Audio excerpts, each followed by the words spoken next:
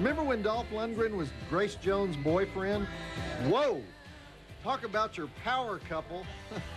And speaking of muscle boys in tight leather outfits, we've got the classic Road Warrior tonight on Monstervision, Mel Gibson's finest moment. And then we've got 2020 Texas Gladiators, that great Italian post-Holocaust classic about vicious dirt bikers who meet their match when they're assaulted with bow and arrow wielding Indian savages. It's Twisted Metal Night on Monstervision. See Monstervision host Joe Bob Briggs next on TNT.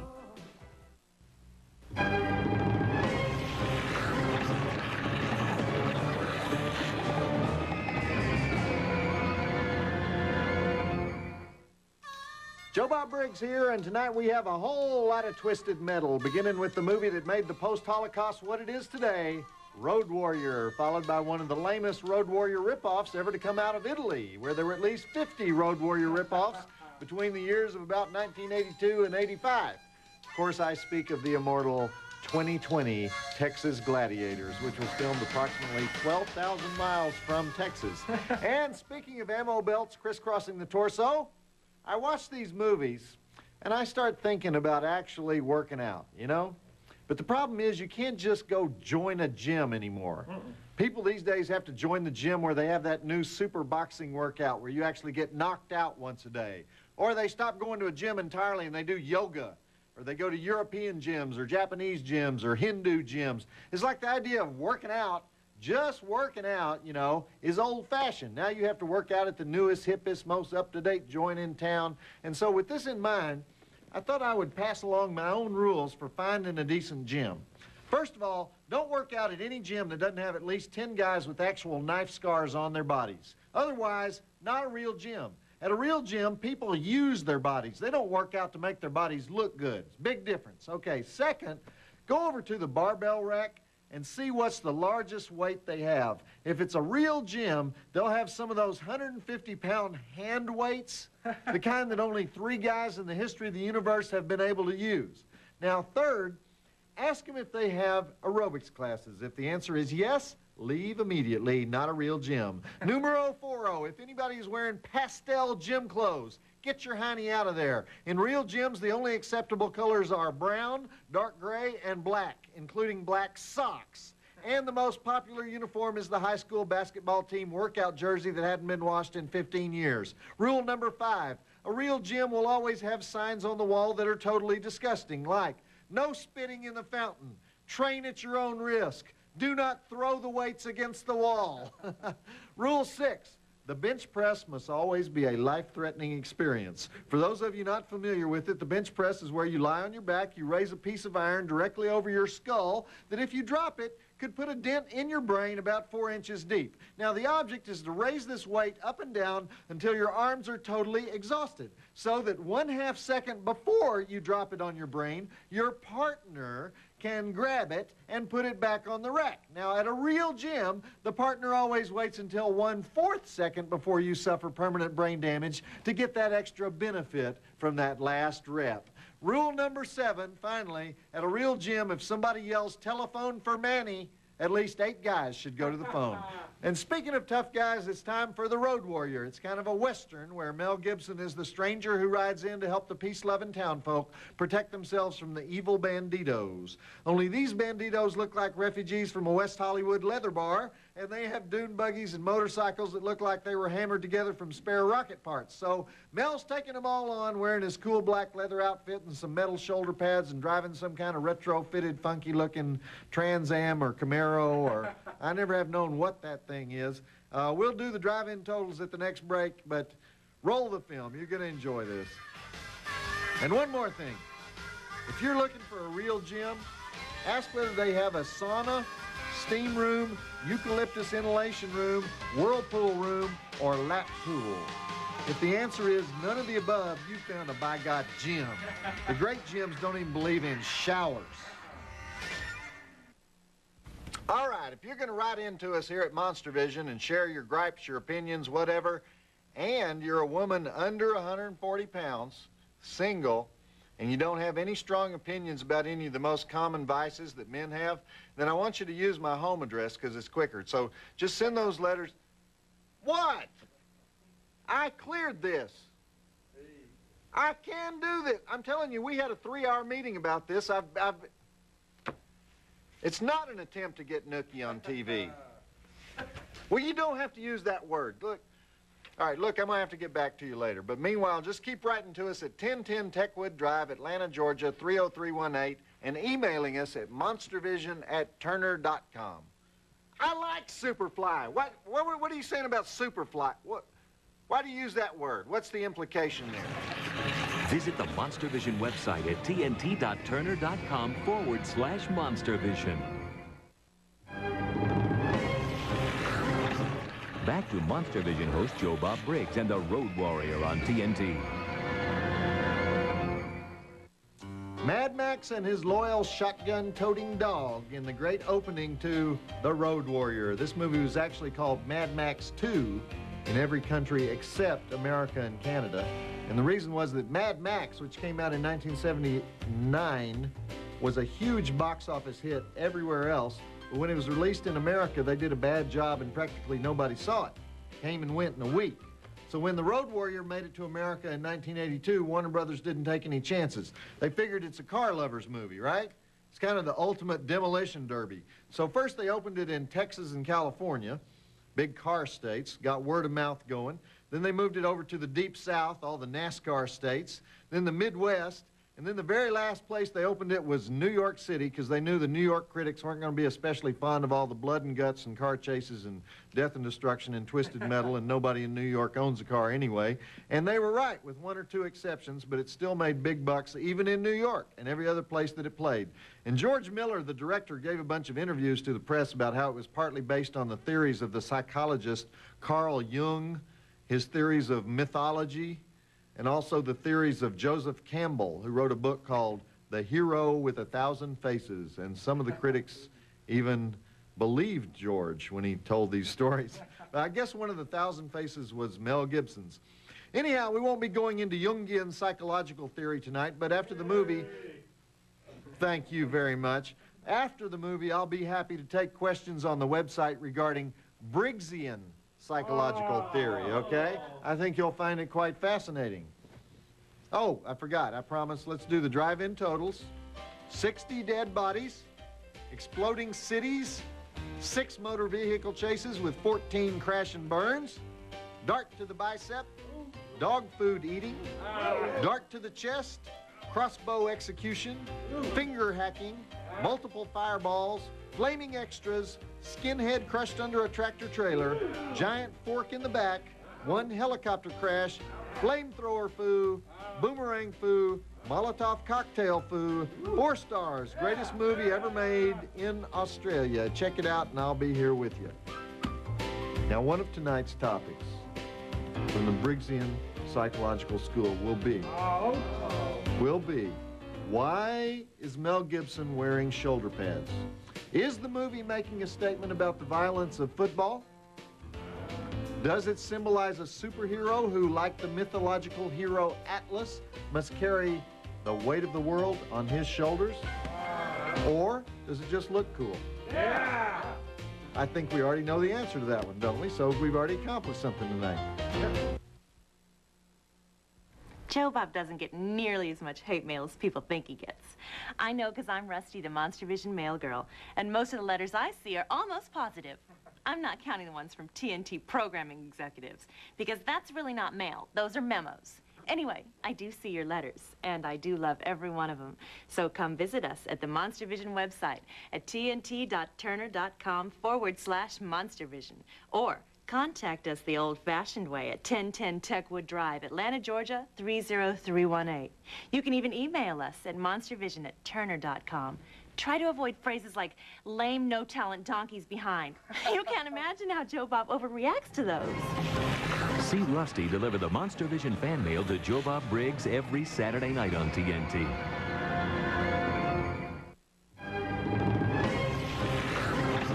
Back to Monstervision host Joe Bob Briggs and the Road Warrior on TNT.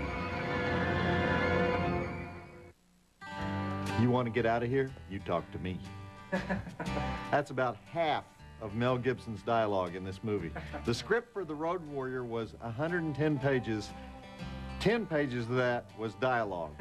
And that's because the director, George Miller, and the producer, Byron Kennedy, didn't believe in dialogue. They thought movies should be done with the least possible amount of talking. They were trying to make the ultimate action movie, and I think they did it. Anyhow, the way this movie happened is that George Miller was a doctor in Sydney, Australia, but he was bored with being a doctor, and he wanted to make movies. All the time he was in medical school, he'd have his brother take notes for him at the lectures, and he'd sneak out and go to a different movie every day. Then he got his medical degree, he started practicing, and he went to a filmmaking seminar, and he met Byron Kennedy. The two of them hit it off, and they started making little short movies in a room at the hospital. They made a short film that won some awards. Then they cashed in all their life savings. They raised money from people in Australia, and they made Mad Max on a really small budget, about $350,000, and it took them 2 years to finish editing it, and then it came out in 1979 and became a worldwide box office hit. So when they made this next one, they finally had the big bucks to do it right, and it was also a big hit, and they used their profits from this one to start up a big movie studio in Australia, and people wanted to hire them to do just about anything they wanted. And then, tragically, Byron Kennedy was killed in a helicopter crash in 1983. So George Miller went on by himself. He did the final episode in Twilight Zone, the movie, the best episode, the one with the gremlin on the airplane wing, and only John Lithgow can see it. And he directed Witches of Eastwick and Mad Max Beyond Thunderdome, and, of course, Babe, Pig in the City. But it's too bad we never got to see what the Miller-Kennedy team could have done. This movie we're watching was the first all-Australian picture to be a big hit in the United States, and you can see why, right? Because it's a good old-fashioned Western, but with cooler clothes. Okay, let's see what Max is going to do here. Roll it. And what's he driving in this picture? I asked this. Somebody told me it's a Mustang. It looks more like a Trans Am to me, but actually, if you've ever owned a Camaro or a Firebird, they do start looking like Mad Max's car about 3 weeks after you drive them off the lot. You go down to Billy Bob's, Texas, and look in the parking lot on a Friday night, Firebirds and Camaros that look like they were used in Desert Storm. Am I right? Yeah. Fuzzy dice hanging off the rear view, fat girl passed out in the back seat. I'm having flashbacks. I got to stop talking about that. Back to Monstervision host Joe Bob Briggs and the Road Warrior on TNT. Okie dokie, as Mad Max races across the Australian wasteland, why don't we take a moment to welcome the heartthrob of millions, the TNT Mail Girl. We're going to read some mail and get in touch with the secret desires of you, our faithful and loyal Monstervision viewing audience. Rusty, you ever been to Australia? No, but I had a boyfriend who was from there. Really? Was he one of those guys with the hat and the big knife and the whole thing? No, not really. Did you ever wrestle a crocodile or? No, a crocodile? You know, they have all those crocodiles down there. Never heard that. Okay, but he had the accent, right? He had the Mel Gibson. He did have the accent. I loved that accent. Kind of that Mel Gibson thing with the No. eyes and the... No, it was more like Arnold Schwarzenegger. Arnold Schwarzenegger. What was his name? Wolfgang. Wolfgang from Australia? I think that's what he said. You think that's what he said? Maybe he said Austria? We didn't actually do that much talking now that I think about it. Okay, that's when I stop wanting to know anymore. You got a letter for me? This is an email. It's from L. Carpenter in Freeport, New York. One of those people with no first name, L. Carpenter. Joe Bob, people would taste like cooked pork. I know someone who works in an ER. When people come in burned, they smell like cooked pork at first. I must have asked this question. I don't know what the question was. If you want to try it, be my guest. I didn't like pork before my friend enlightened me. L. Carpenter, Freeport, New York. Well, L, thanks for that report from the cannibal front. I suppose we could test your theory with a curling iron and a masochist. No. I don't remember asking what people would taste like. Did I ask that? Well, we love a good cannibal movie around here, so maybe I did ask that. So what did this Wolfgang do for a living? He was a pastry chef. We met skiing. He was a pastry chef? A skiing Austrian pastry chef? No, Australian. I'm sure he said he was Australian. Australian. What kind of pastries did he make? Austrian. He made Austrian pastries, so he was a skiing Austrian pastry chef. Rusty, I don't think they have skiing in Australia. Well, I don't know. We met in Aspen. Aspen. An Aspen-dwelling Austrian pastry chef named Wolfgang. Are you still seeing this guy, or? Wow, he broke my heart. Oh, would that make him an acerbic, Aspen-dwelling Austrian pastry chef? Or... You're making fun of me. No, I'm not. I'm not making fun of you, Rusty. An acerbic, heartbreaking, Aspen-dwelling Austrian pastry chef named Wolfgang who talks like Arnold Schwarzenegger. I think I know that guy, actually. Did he have a tattoo? Back to Monstervision host Joe Bob Briggs and the Road Warrior on TNT. Mel Gibson of Peekskill, New York. A lot of people think he's Australian, but he spent the first 12 years of his life in Peekskill, which is a little town on the Hudson River about an hour north of New York City. But his mom was Australian. She was an Australian opera singer, and he had these 10 brothers and sisters, big Catholic family. And in 1968, his dad went on Jeopardy and won a big pile of money. And then he used this money to move the whole brood to Australia so Mel's older brothers wouldn't get drafted and have to go to Vietnam. So anyhow, Mel went to acting school in Sydney, and then his film debut was in 1977 in a little flick called Summer City, and that's when George Miller spotted him and cast him in Mad Max, the movie that made him famous. Then the movie that made him famous in America was Gallipoli. Remember that one? He's the guy that does not get mowed down. And then he became a superstar with Lethal Weapon in 1987, and now he lives on his Australian ranch with his wife and his 28 children, and he only comes out to do movies. Hardly ever does interviews or anything, unless it's for Braveheart, you know, something like that, something he directs. Anyhow, Mel will always be Mad Max to us here on Monstervision, where the only good mohawk is a dead mohawk. Roll it. That guy with the mohawk is great. Actor by the name of Vernon Wells. You know the bravest thing he does? Bear butox. He's climbing around on fiery hot motor vehicles with bare butox. You know, there's dangerous stunt work, and then there's dangerous stunt work, if you know what I mean, and I think you do. You know, I always just enjoy so much reading the viewer mail, especially the hate mail. It makes me feel humble as a person. Of course, I'm not as likely to read that on the air, so if you want me to read your mail on the air, try sucking up to me. That works better. And send copies to the bigwigs over at the network. Send your letters care of Monstervision at 1010 Techwood Drive, Atlanta, Georgia, 30318. Emails go to monstervision@turner.com, or visit the Monstervision website. You can do it from there. But don't send the high sheriffs the negative comments, because they're just not used to it like I am. They tend to overreact a little bit. Visit the Monstervision website at tnt.turner.com/Monstervision. Back to Monstervision host Joe Bob Briggs and the Road Warrior on TNT. Uh-oh. They shot Mad Max's dog. They killed the little doggy. You know, in the first movie, they killed his wife and daughter. Now they murdered his pooch. I think there's going to be a little hiney kicking going on. What do you think, between Mad Max and that geek from the S&M leather bar? But I have a question. They've already had so many motor vehicle chases in this movie that haven't they burned up more gasoline than they're trying to guard in the little oil refinery there? And I don't think those vehicles get that many miles to the gallon, you know what I mean? They've basically run the Indianapolis 500 about 30 times, and they keep saying, well, we've got to guard the gasoline, we've got to save the gasoline. But that's all irrelevant now because Mohawk Man executed a doggy. This time, it's personal. Roll it. This movie makes me nostalgic for my car, my 1972 Toronado. Oh, yeah. I'd still be driving it, but it's been up on blocks for 7 years. But it's a real American car. Air conditioner will blow your face off. 2 miles to the gallon, 3 on the highway. Basically, if you go down to the 7-Eleven, you got to fill up once on the way there, once on the way back, and once while you're at the 7-Eleven. No catalytic converter. It's from before the government got nasty. You can drive that thing 2 days, and the city of Dallas will get 47 citations from the EPA.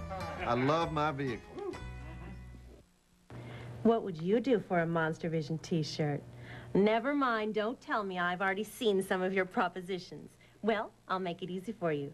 Try to win one through our Monstervision caption contest. All you have to do is make the six-headed jury laugh. To try, just go to tnt.turner.com/Monstervision. Go on, try it. And when you get your T-shirt, take a picture of yourself in it and send it to me.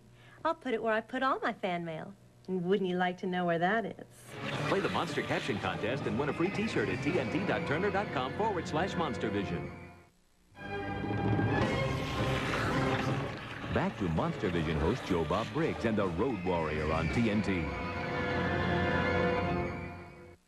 How come every time Mad Max tries to escape, he drives straight through the oncoming enemy lines?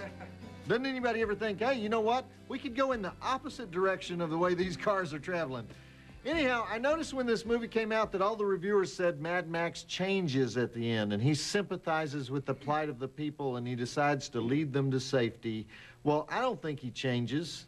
He just gets wiped out and loses all his gasoline, and he doesn't have any choices left. He decides to drive that tanker because it's the only way he's ever going to get out of there with any fuel. We want Max to be heroic, but he's still basically a me-first guy. It's only later that he changes a little bit, which leads me to this, the famous concluding sequence of The Road Warrior, which is simply the greatest chase sequence ever filmed. All the stuntmen used in this chase were recruited from demolition derby shows, which means they were willing to take more risk than your average Hollywood stuntman. And they didn't use a single stationary camera in the whole sequence. Every camera is mounted on a vehicle and moving at all times, and that's why it makes you so dizzy. I would advise you to set down that pizza and beer until this is over, because we would not want any puke on Mama's carpet now, would we? Roll it. The feral kid is in the truck with Max. That's what they call the little boy with the killer boomerang. Feral kid. I guess when they want his attention, they say, hey, feral. Played by Emil Minty, and the gyro captain, by the way, is played by Bruce Spence. Bruce did Mad Max Beyond Thunderdome, and last year he did that Moby Dick TV movie with Captain Picard from Star Trek The Next Generation. He works whenever the script calls for a skinny guy with bad teeth who grins like James Coburn all the time. But a hell of a performance, and the whole cast of this thing is like, kind of like a Halloween party. Halloween party of people with just one gene missing, if you know what I mean. Stay tuned for more Joe Bob Briggs on Joe Bob's Last Call, coming up next on TNT.